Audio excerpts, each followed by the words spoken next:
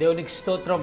ప్రియమైన వారలారా, రక్షకుడును ప్రభు అయిన యేసుక్రీస్తు వారి నామంలో మీకు శుభములు వందనాలు తెలియజేస్తూ ఉన్నాం. దేవుడు మిమ్మలను, మీ బిడ్డలను, మీ కుటుంబములను దీవించి ఆశీర్వదించును గాక. ఆమెన్. God bless you. దేవునికి స్తోత్రం. హల్లెలూయా. ప్రియమైన సహోదరి, సహోదరుడా, నీ జీవితంలో నువ్వు విసిగిపోయావా?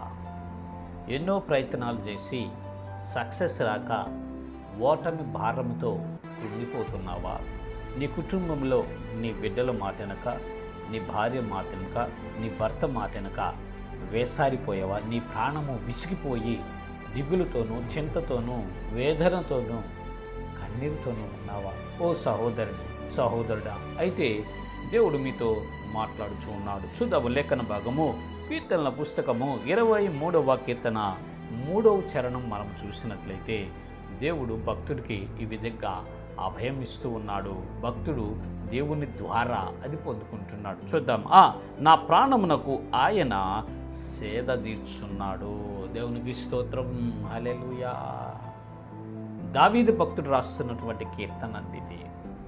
ఆయన కొట్టబడి, నెట్టబడి, తరంబడి, లోయల్లో, అరణ్యాల్లో సంచరిస్తూ ప్రాణ భయంతో అనుక్షణం పారిపోతున్నాడు. నిద్రలేని రాత్రులు, చీకటి కలిగినటువంటి ప్రదేశాలు, భయంకరమైన విషసర్పాలు ఉండే చోటు, అడవి మృగాలు ఉండే ప్రదేశాల్లో తిరుగుతున్నాడు. ఒక పక్క సైనికులు తరుముకుంటున్నారు, ఒక పక్క అడవి మృగాలు తరుగుతున్నాయి.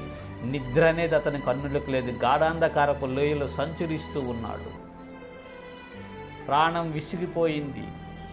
చనిపోతే బాగుందనే స్థితిలోకి దిగజారిపోయాడు దావీదు భక్తుడు. ఆ విసిగిపోయినటువంటి స్థితిలో దేవుడు అతనికి ఒక అభయం ఇచ్చాడు. నేనున్నా, నిన్ను చూసుకుంటాను. అప్పుడు రాస్తున్నాడు కీర్తన, నా ప్రాణమునకు ఆయన సేద తీర్చుచున్నాడు. దేవునికి స్తోత్రం.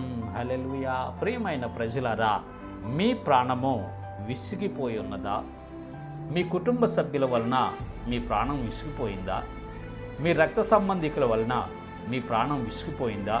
లేదంటే మీరు చేసేటటువంటి పనిలో, మీరు చేస్తున్నటువంటి వ్యాపారంలో, మీరు చేస్తున్నటువంటి ఆ ఉద్యోగంలో, మీరు చేస్తున్నటువంటి ఆ వ్యవసాయంలో మీరు విసిగిపోయి ఉన్నారా? మీ ప్రాణము విసిగిపోయి ఉందా? నిస్సత్తువుకి, మరణానికి, దుఃఖానికి మీరు చేరువైపోయి ఉన్నారా?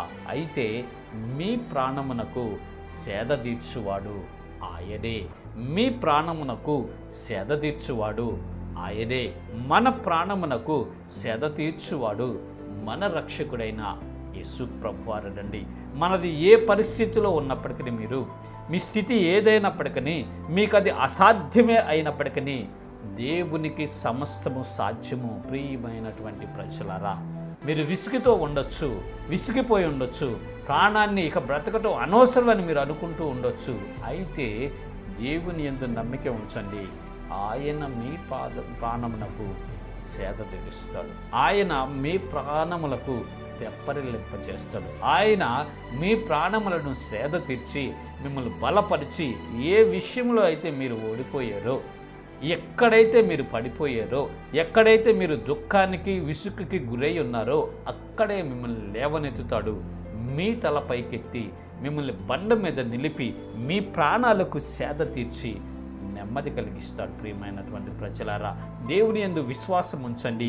ఈ విసుగును, ఈ కృంగుదలను, ఈ నిరాశను, ఈ దుఃఖమును, ఈ ఏడ్పును తీసివేసుకొని దేవుని యందు బలవంతులై ఆయన ద్వారా నెమ్మది పొందండి. సక్సెస్ను అనుభవించి సాక్షి బిడ్డలుగా నిలబడండి. ఇటు కృప దేవుడు మనందరికీ కలుగు చేయను కాక. ఆమెన్. God bless you. దేవునికి స్తోత్రం. హల్లెలూయా. Praise the lord.